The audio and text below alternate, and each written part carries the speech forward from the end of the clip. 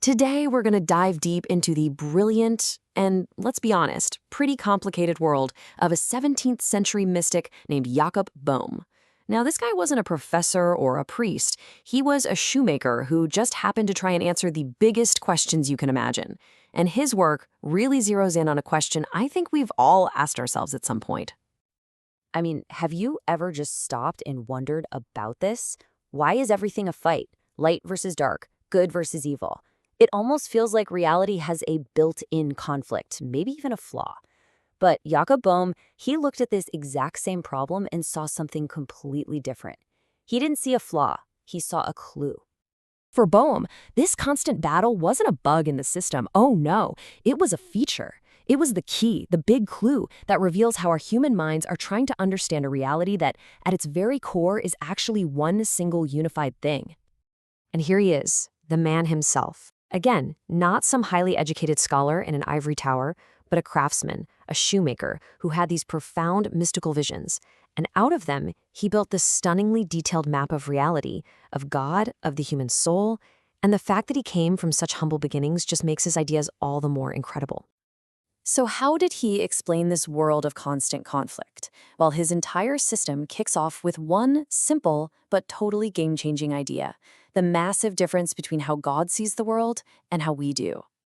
Okay, this slide right here gets to the absolute heart of it. From God's point of view, reality is one complete package. Everything is integrated. Things we see as total opposites, like darkness and light, are just two sides of the same coin. But our human minds, we just can't process that kind of unity.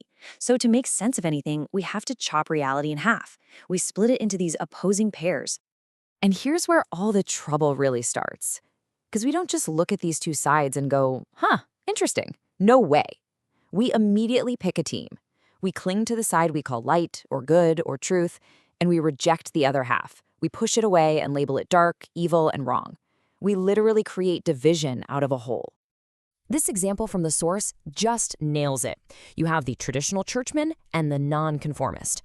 Both of them are 100% certain that they have the entire truth. And because of that, they see the other guy's view as just plain wrong. But from Bohme's perspective, they're both a little bit right and both a little bit wrong. Each one is holding just one piece of the puzzle, but they think they have the whole thing. So this leads to a massive shift in how you see things. True wisdom isn't about winning the argument. It's not about proving your side is the right one. It's about realizing that your truth, plus the error you see in the other person's view, that's what makes up the whole picture. The goal isn't victory, it's integration. And get this is so cool. Centuries later, a mathematician named George Boole basically said the same thing, but with a simple, elegant formula. X plus not X equals 1. Your position, plus its direct opposite, equals the total reality.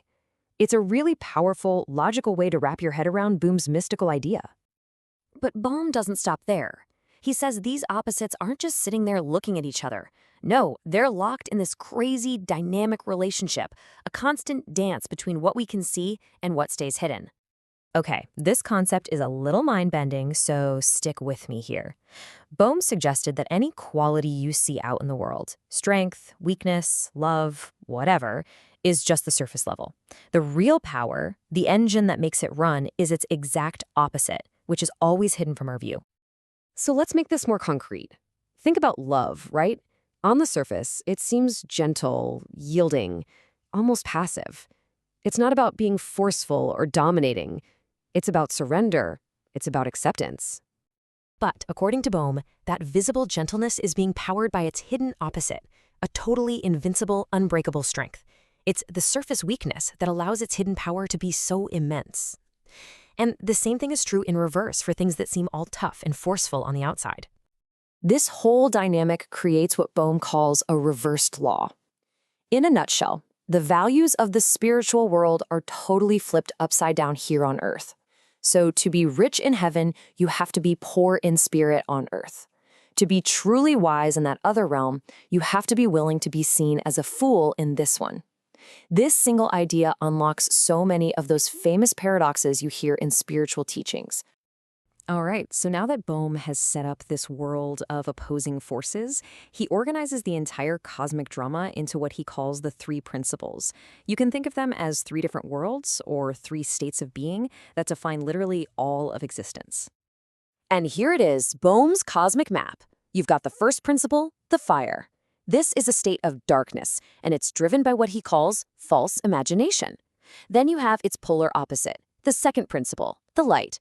This is a state of love that's born from true imagination.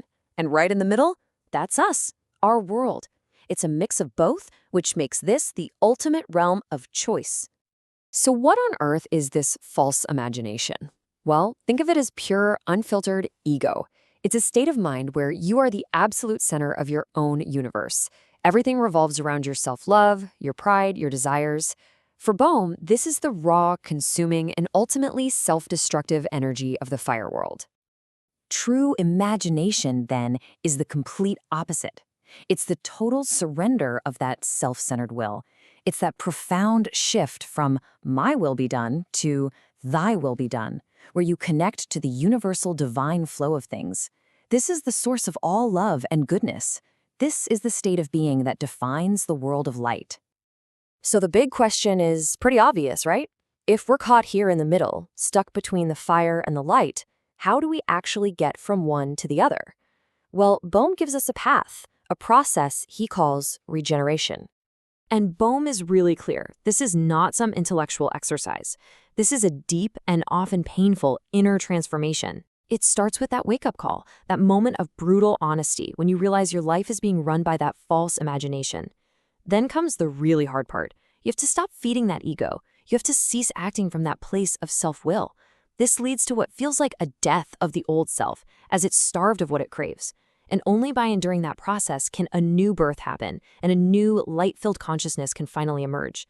And you just can't overstate how difficult this is. I mean, this quote really shows the kind of intense commitment it takes. That false imagination doesn't feel like a delusion. It feels like you. It feels like your very life. So regeneration requires this incredible courage to willingly let that core part of your identity die. In this really is the ultimate takeaway. Bohme's work isn't meant to be just some interesting puzzle for our brains to solve. He intended it to be a practical guide, a map for a real journey of transformation. A journey from a life of conflict and self-obsession to one of harmony and divine connection. So Bohme has given us this incredible map of existence, from the consuming fire of the ego to the brilliant light of the divine. And our world, he says, is the crossroads. It's the place where we have to choose our path. The only question left is the one we each have to answer for ourselves. Where on that map are you?